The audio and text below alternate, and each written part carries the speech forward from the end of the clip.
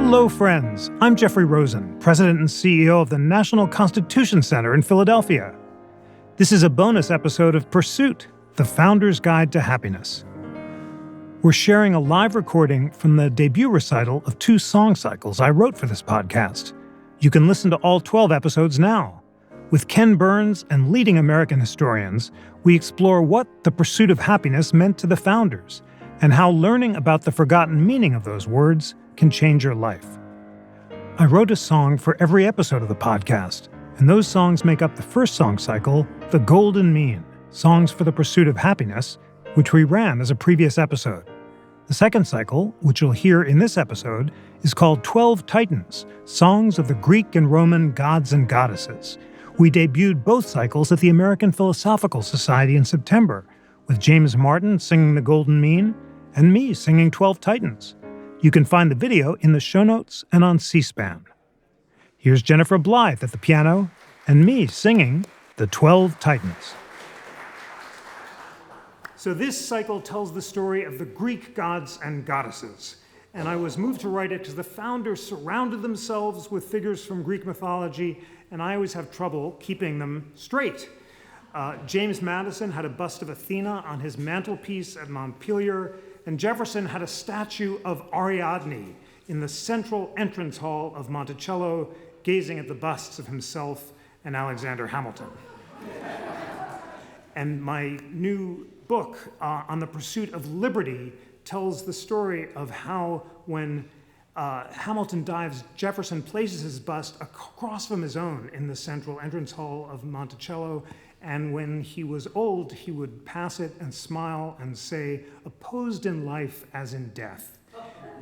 And that, well, exactly, but it shows that he viewed Hamilton not as a hated enemy to be destroyed, but a respected adversary to be debated with, and that's exactly what we've got to return to today. Now, I'm not the first person who's had the idea of setting the gods and goddesses to music. Many consider the first opera of all times to be Daphne. It was composed in 1597 by the Florentine Camerata, and their mission was to set Greek drama to music. That was followed in the 17th century by Monteverdi's Orfeo in Italy and by Purcell's Sublime, Dido and Aeneas in England. In the 18th century, Handel's marvelous operas and oratorios, which the founders heard, were set to biblical or classical themes, including Semele and the choice of Hercules, which was the myth that John Adams first proposed for the Great Seal of the United States. In the 19th century, Offenbach's greatest operettas included Orpheus in the Underworld and La Belle Hélène, and as it happens, the first collaboration by my heroes Gilbert and Sullivan was called Thespis, or The Gods Grown Old. Unfortunately, the show was not a runaway hit, and most of Sullivan's music has been lost. Now, my goal is always to write catchy tunes, and the 12 songs in this cycle have a Gilbert and Sullivan feel. I became addicted to GNS as a young kid. By the age of 13, I'd more or less memorized the lyrics and music for their 13 surviving shows, which are still jangling around in my head. For most of my life, I've been slightly embarrassed by my love for GNS because of the condescending attitude toward their shows by classical music snobs. But a few months ago, I was thrilled to discover that my classical music guru, Dave Hurwitz, editor-in-chief of ClassicsToday.com, had posted a video calling Sullivan's England's greatest composer. Now, Dave's enthusiastic YouTube videos, which you've got to check out if you haven't seen them, he began posting from his basement 3 times a day during COVID. They've opened up a world of deep listening to me and thousands of other music lovers. And Dave offered 2 reasons for his claim. First, Gilbert and Sullivan represent the most perfect combination of words and music in the English language. And second, Sullivan's music is unmatched in conveying joy.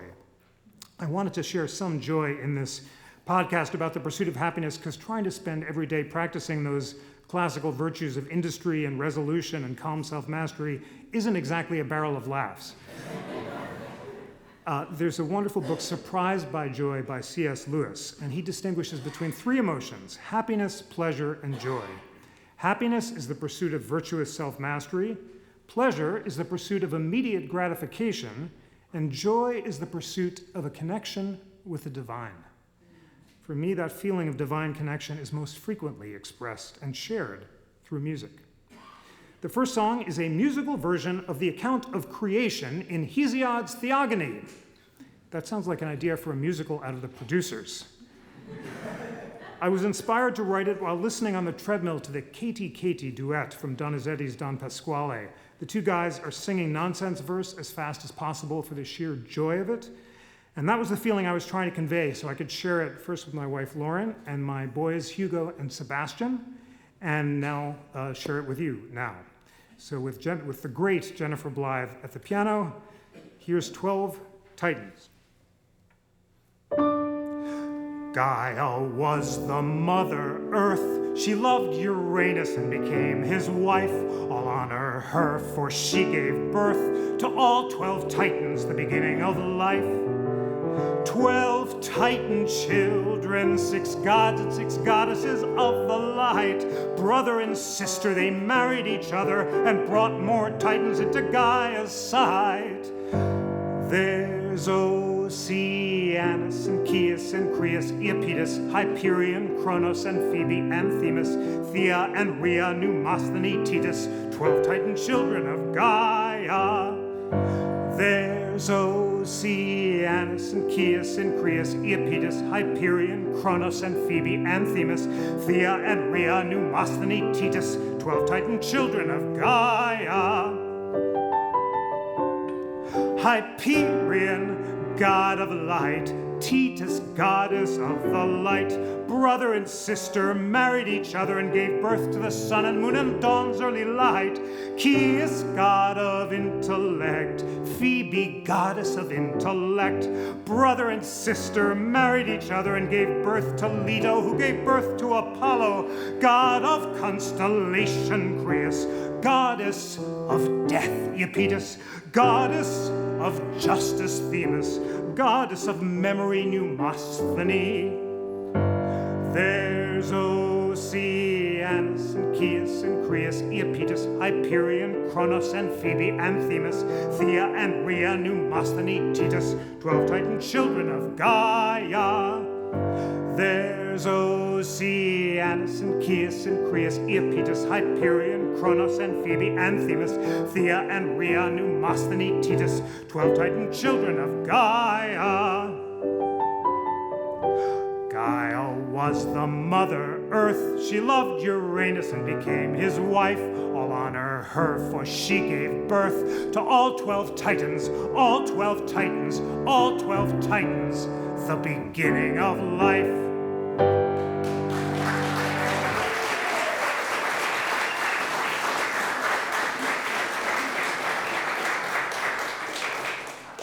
I hope everyone was paying attention. There will be a quiz at the end of the show.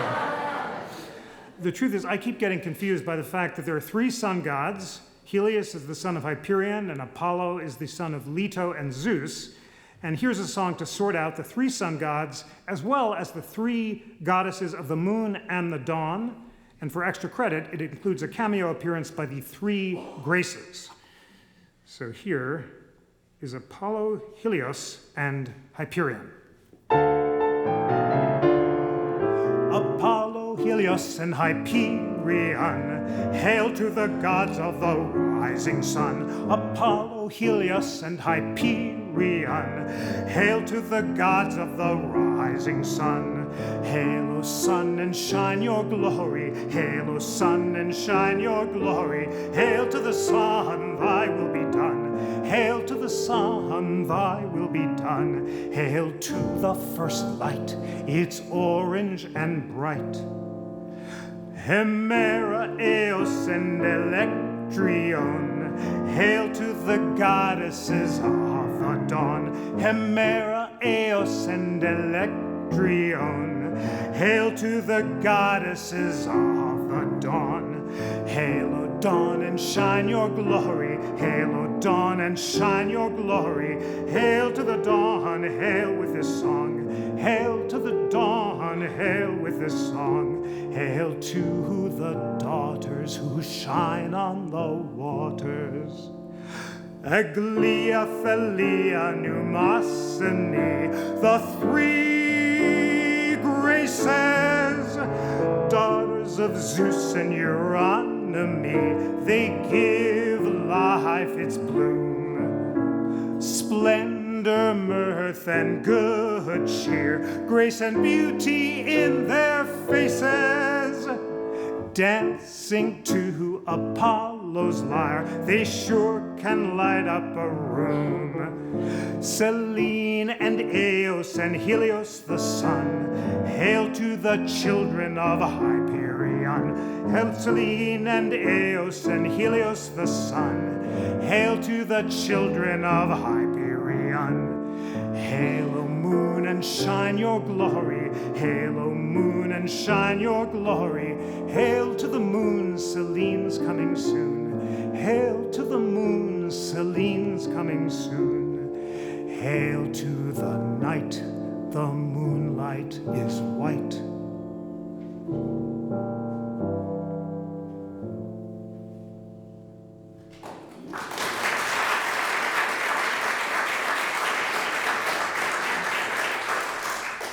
All right, now that we've settled out Apollo's parents, who are Leto and Zeus, it's time for a deeper dive into the amazing life of the god of music and light. Apollo was born on the island of Delos along with his twin sister, Diana. He promptly transformed himself into a dolphin, swam to Mount Parnassus, and after slaying a terrifying python, established his oracle in the temple at Delphi. She was known as Pythia, or the Pythoness, in honor of the slain python. Apollo spoke through her as she prophesied in a trance while sitting on a tripod and inhaling hallucinatory vapors. Here is Pythia.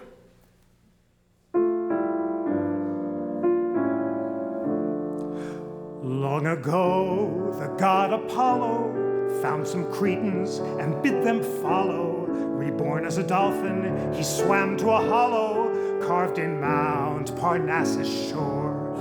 There he'd slain the dreadful python.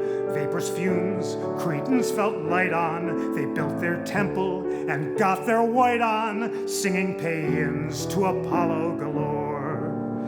Pythia, the oracle at Delphi, you prophesy what's wrong and right. You've got the vapors in the morning, you're on your tripod day and night. Pythia, the oracle at Delphi, some people call you the Pythoness. You sit on your tripod inhaling the vapors, predicting the future without reading the papers. Pythia, the oracle at Delphi, your prophecies are a big success. You channel the spirit of Apollo, divine possession you possess. Pythia, the Delphic oracle, feeling kind of allegorical, inhaled the fumes, got all metaphorical, speaking in tongues of ancient lore. When Pythia inhaled the vapors, hair stood on end like the skyscrapers. She certainly entertained the gapers. No one called her a sacred bore. Pythia, the oracle at Delphi, you prophesy what's wrong and right. You've got the vapors in the morning, you're on your tripod day and night. Pythia, the oracle at Delphi, some people call you the Pythoness. You sit on your tripod inhaling the vapors, predicting the future without reading the papers. Pythia, the oracle at Delphi, your prophecies are a big success. You channel the spirit of Apollo, divine possession you possess.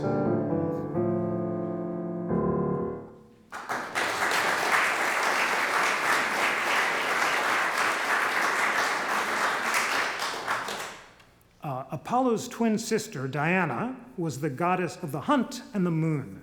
Sometimes she actually becomes the moon, which means she's easy to confuse with another one of the moon goddesses, Selene, who's Helios' sister. When John and Abigail Adams were courting, Abigail signed her letters to John Diana. But once the revolution started, Abigail changed her pseudonym to Portia, the fierce Stoic matron and wife of Brutus. I thought that a song called O Portia might be hard to pull off, so here's O Diana.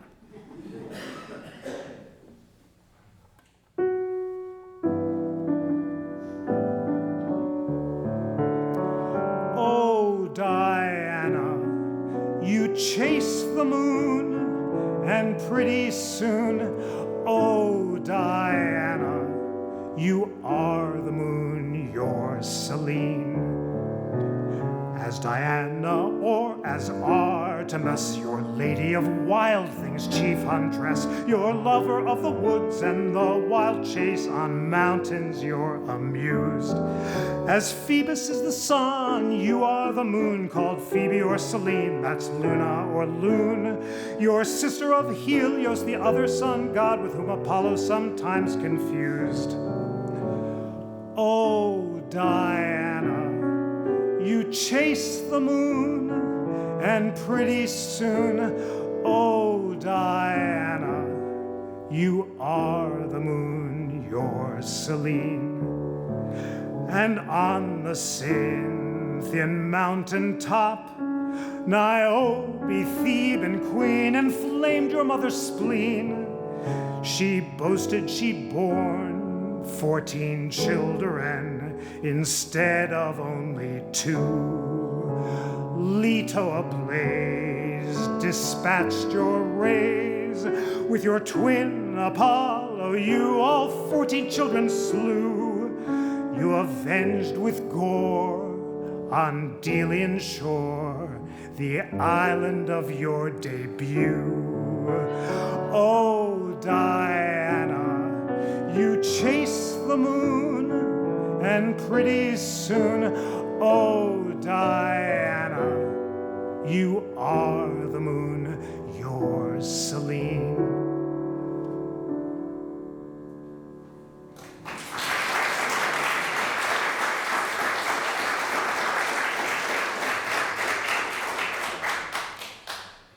So Athena is, I mentioned that she's the hero of James Madison, and she was also a hero to the 8-year-old Ruth Bader Ginsburg, who was excited to discover tales of the gods and goddesses in the Flatbush Public Library.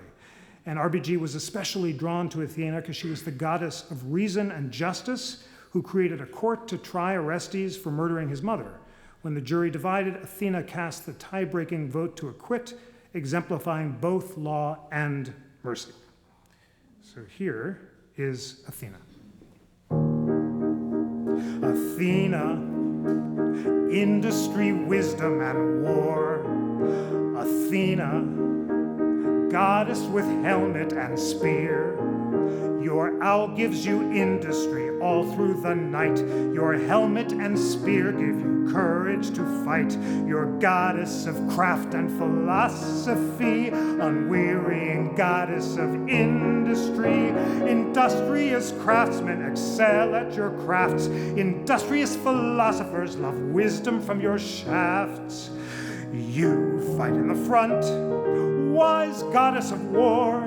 You favor the wise over brute strength and gore. You acquitted Orestes of murdering his mother. You sprang from the head of Zeus, your father. In Athens, when the jury divided, your vote was the one that decided. Cast in the spirit of compromise. Your spirit is merciful, your judgments are wise. Athena, industry, wisdom, and war.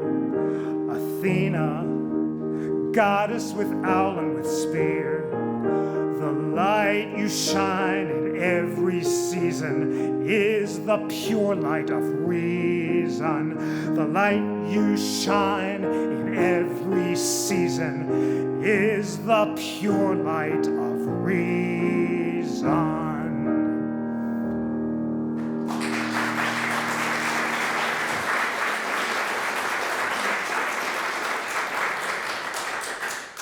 Now, I'm sure you'll remember from the first song, 12 Titans, that the incestuous union of Gaia and Uranus produced lots of children. Gaia was upset by Uranus's mistreatment of some of them, and she called on her children to slay their father, who was also her husband and her son. Their son Kronos answered the call, but instead of slaying Uranus, he performed an extremely painful operation on his dad that resulted in the birth of Aphrodite, the goddess of love. For more of the excruciating details, here is Mighty Aphrodite.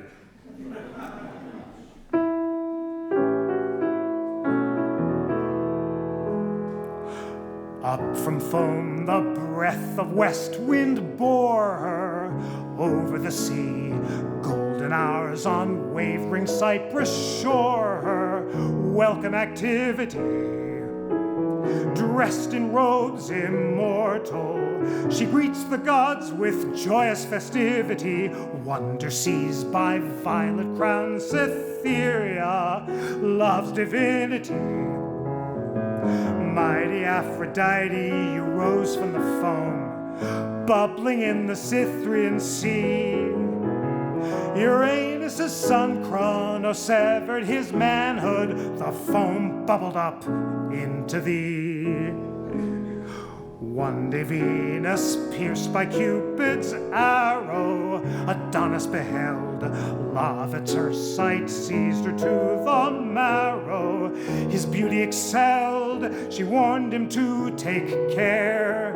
He hunted a boar, but it slayed him with a Gemini. His blood was changed into a windswept flower, the reddest anemone. Mighty Aphrodite, you rose from the foam, bubbling in the Cytherean sea. Uranus' son Kronos severed his manhood, the foam bubbled up into thee. Mighty Aphrodite, you rose from the foam, bubbling in the Cytherean sea. Uranus' son Kronos severed his manhood, the foam bubbled up into thee.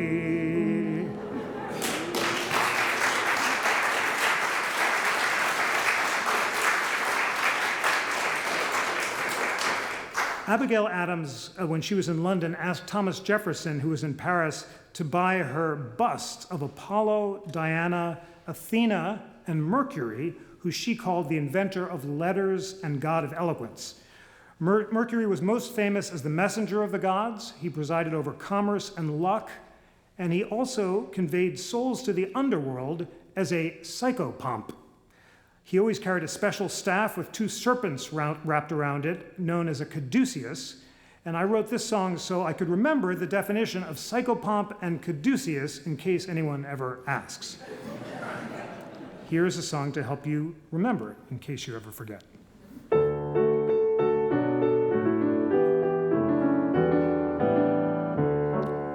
With wings, sandals, and hat, imagine that swift Mercury took flight to Apollo's lair. Lots of sunshine there, he brought this gift in sight. A tortoise shell laced up real well was his lyre for the god. In exchange, Apollo gave the caduceus we all crave, two serpents wrapped around a rod. Mercury with his caduceus, not on Vesuvius, Aventine Hill, built his temple all salubrious. Impecunious wasn't his drill. For he's the god of thieves and tricksters, of commerce and luck, fleet-footed messenger, the traveler's compass. He carried Morpheus's dreams from Somnus Valley, it seems, to sleeping humans, and he's Rome psychopompous. As a psychopomp, he loves to romp, leading newly departed souls. Like the water nymph Laura, who told Juno that Juturna was cheating with Jupiter, God knows. In the underworld, shady Mercury sees the lady, though her glances said, "Take me home." She conceived the Lares, those divine twin fairies, household deities for Rome. Mercury with his caduceus, not on Vesuvius, Aventine Hill, built his temple all salubrious. Impecunious wasn't his drill. For he's the god of thieves and tricksters, of commerce and luck, fleet-footed messenger, the traveler's compass. He carried Morpheus's dreams from sunless valley, it seems, to sleeping humans, and he's Rome psychopompous. To sleeping humans, and he's Rome psychopompous.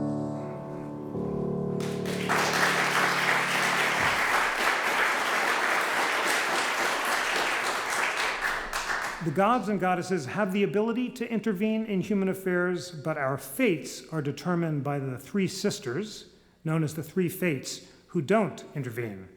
Instead, they spin the thread of life when we're in the womb, they measure it to determine how long we'll live, and they cut it at the moment of our death. Here is the three fates.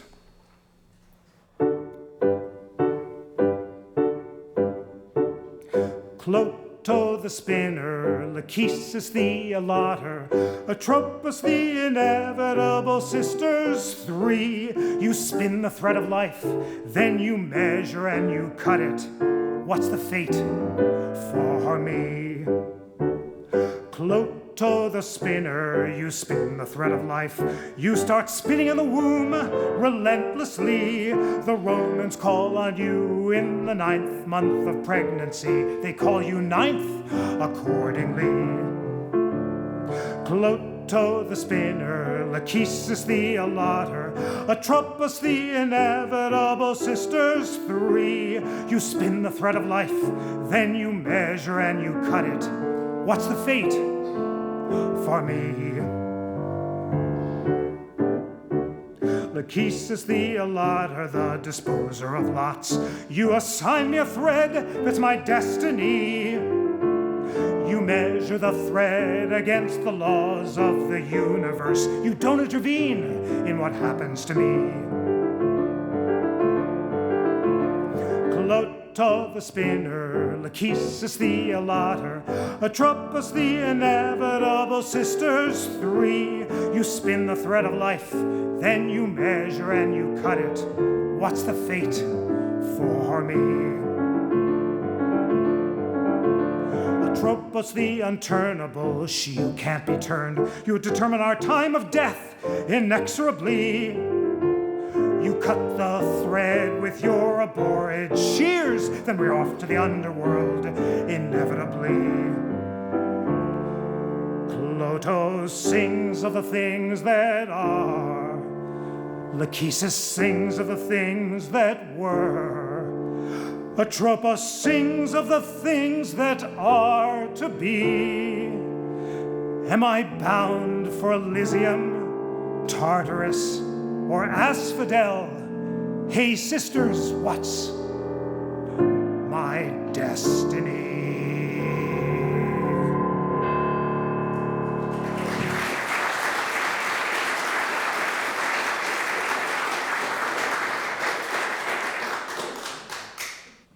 Now it's time for a paean, or a song of praise to Apollo. In Homer, Paean was the physician of the gods, and Paean also became a nickname for Apollo in his role as the god of healing. Homer's famous Paean to Delian Apollo calls him Phoebus Apollo, after his grandmother, the Titaness Phoebe, who you'll no doubt remember is the goddess of intellect and prophecy. I wrote a lot of these songs at sunrise, and one morning the sunrise was so beautiful that I took the liberty of addressing Apollo as Phoebus A. Here is Apollo's Rising. Apollo's rising, Apollo's rising, and it's clear. Apollo's rising, Apollo soon will be right here. Hey, Phoebus A, you're the god of the sun. The god of the sun in the sky. Hey, Phoebus, hey, you are second to none. You're second to none in my eye. I can't admit the way I feel each time I see you rise. 'Cause every time you make it real, I feel a kind of surprise. Apollo's rising, and I find Apollo's rising in my mind. Hey, Phoebus, hey, when you're rising at dawn, I feel it's a kind of rebirth. Hey, Phoebus, hey, when you're setting at dusk, I feel like you're sinking in earth. And when I see Apollo rise, I feel like rising too. And now I'll finish up this song so I can sing it out to you. Apollo's rising in the sky. Apollo's rising to my eye.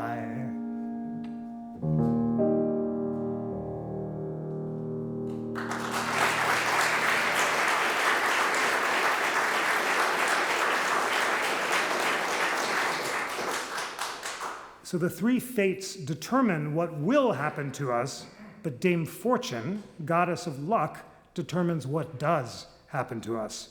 She is fickle and spins her wheel of fortune more or less at random. Although she's often blindfolded and impervious to charm, she favors the brave. In Old Norse, hap means chance or luck, and that's the source of an older definition of happiness in Samuel Johnson's dictionary, meaning good luck or fortune. Johnson's main definition, though, is felicity, state in which the desires are satisfied, which can only occur through virtuous self-mastery. With apologies to Frank Lesser and Marlon Brando, who sang Luck Be a Lady in the movie of Guys and Dolls, here is Dame Fortune. They call you Dame Fortuna, they call you Lady Luck, but whatever the heck they call you, your moods are fickle and moonstruck. Sometimes you're smiling on me, then you take it all away.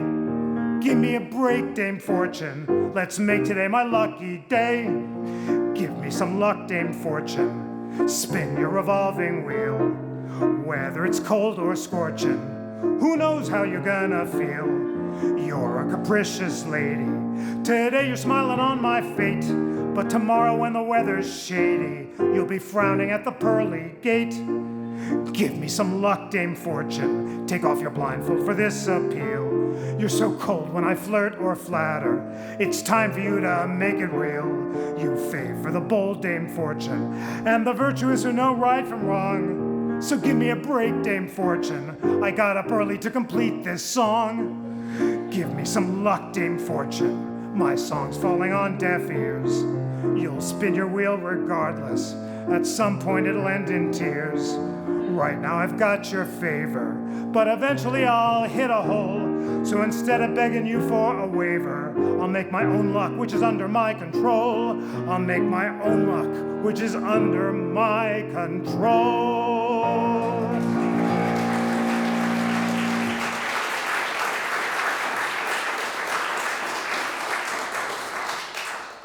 When Ken Burns and I were recording our amazing conversation for the Pursuit podcast, Ken told me that the root of the word enthusiasm, enthusiasmos, means divine possession or the God within.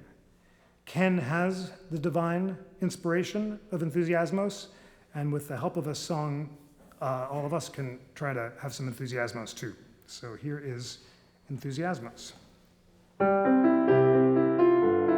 Hey there, hello friends, listen to me, 'cause I've got something to say. And just as important as the words of this song is my enthusiastic way. Enthusiasm's interest or excitement for a cause. Let's put enthusiasm to the test. And now I'm gonna tell you what enthusiasm means and why when it possesses you, you're blessed. Enthusiasmos, it's having God within when you're inspired or possessed by him or by the light, 'cause God within is light when you're divinely possessed by pure insight. The God God within enthusiastic. The gods above are more scholastic. The God within is so elastic. The gods above ecclesiastic. When God's within, you feel fantastic. The gods above make you scholastic. These words in your heart with which I charge you this day, impress them on your children when you sup. Inscribe them on your soldiers' home and when you're away, when you lie down and you get up. Bind them as a sign upon your hand and let them serve as frontlets between your eyes. Inscribe them on the doorposts of your house and on your gates, or sing this enthusiastic reprise. Enthusiasmos, it's having God within when you're inspired or possessed by him or by the light, 'cause God within is light. When you're divinely possessed by pure insight, when you're divinely possessed by pure insight.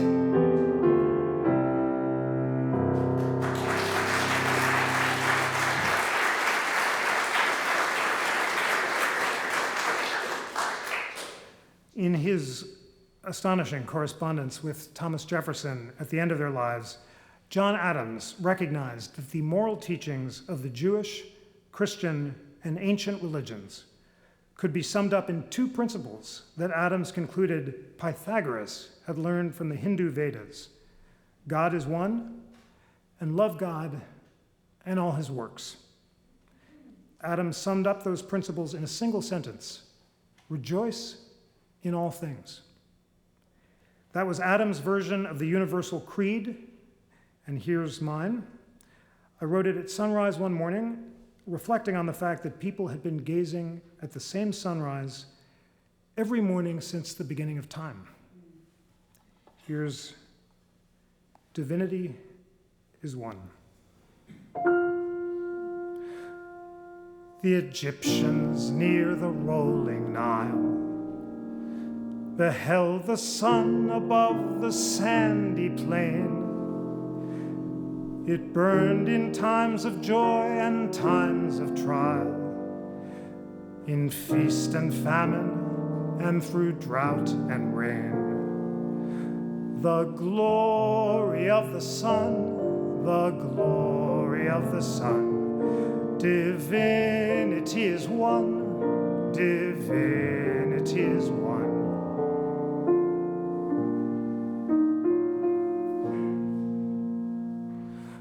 Osiris governed death and rain. The goddess Isis raised their warrior son. Horus, who brought order from pain.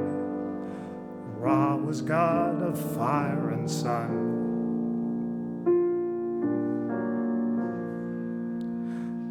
The Aryans on the Caspian plain beheld the sun 4,000 years ago. They felt its majesty and felt its pain, rising over the steppes below. The glory of the sun, the glory of the sun. Divinity is one, divinity is one.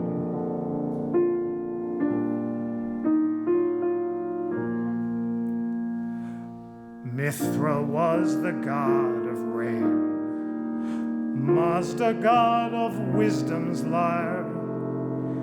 Indra's wars brought order from pain. Agni was the god of fire.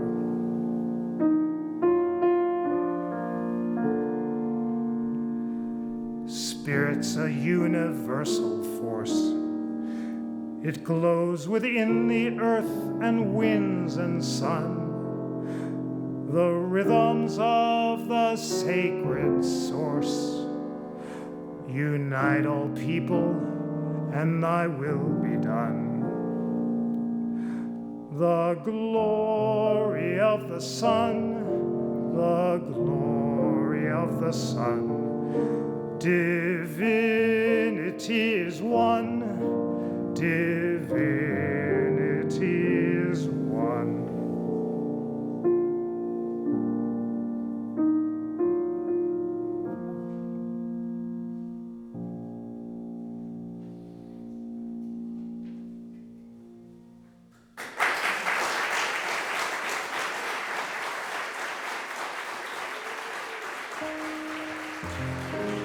Thanks for listening, friends. I'm thrilled that my new book is out now. It's called The Pursuit of Liberty: How Hamilton versus Jefferson Ignited the Lasting Battle Over Power in America. Please order online or check it out at a bookstore near you. Please also check out the book that inspired this podcast, The Pursuit of Happiness: How Classical Writers on Virtue Inspired the Lives of the Founders and Defined America. Music and lyrics for the Pursuit of Happiness song cycles by Jeffrey Rosen, with arrangements by Greg Stroman, featuring Jennifer Blythe and James Martin. All the music was recorded and mixed by the legendary George Blood. This episode was produced and mixed by Bill Pollack. Many thanks to Clean Cuts Audio Recording Studio in D.C. Pursuit: The Founder's Guide to Happiness is produced by PRX Productions for the National Constitution Center. From PRX, the team is Genevieve Sponsler, Courtney Florentine, David Newtown, Sandra Lopez Monsalve, Tommy Bazarian, and Pedro Rafael Rosado. The executive producer of PRX Productions is Jocelyn Gonzalez. From the NCC, our team is Annie Stone, Griffin Ritchie, and Bill Pollack. You can listen to all 12 episodes of Pursuit now on Apple Podcasts, Spotify, or your favorite podcast app. For the National Constitution Center in Philadelphia, I'm Jeffrey Rosen. This podcast was made possible with the support of the John Templeton Foundation.